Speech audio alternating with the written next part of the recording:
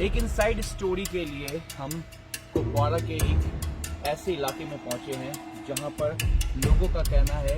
कि हम इस वक्त जहां पर खड़े, पहले मैं आपको बता दूं कि यहां से जो LOC यानी कि भारत पाकिस्तान का जो LOC बॉर्डर है वो यहां से तकरीबन 40 से 42 किलोमीटर दूर है। और इस वक्त जहां पे हम मौजूद हैं, जानकारी के मुताबिक मेरे पीछे यही वो इलाका है जो पीछे पहाड़ी इलाका देख रहे हैं, जंगल का इलाका है जो यहाँ से सीधा जंगल के रास्ते होते हुए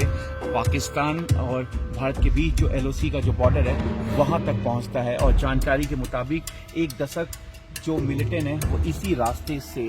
यहाँ पर कुपवाड़ा में दाखिल होते थे और उसके बाद यहाँ से जो मिलिटेंट है वो फिर नीचे की तरफ उतरते थे।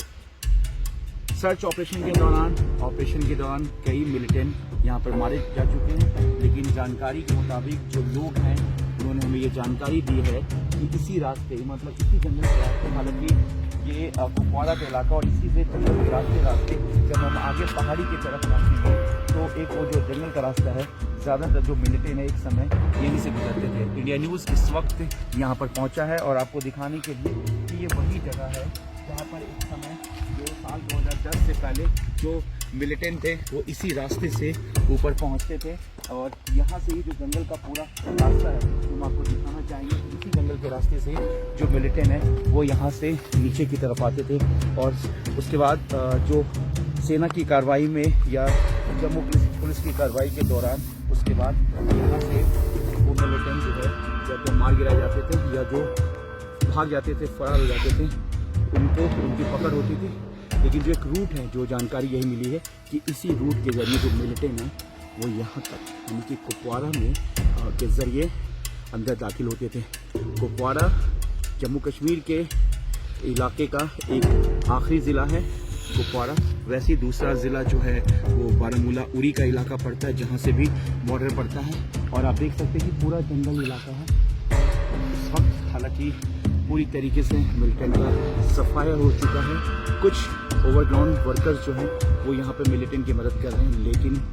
अब जिस तरीके से सेना और जम्मू कश्मीर पुलिस या देश की सुरक्षा एजेंसी, खुफिया एजेंसी जिस तरीके से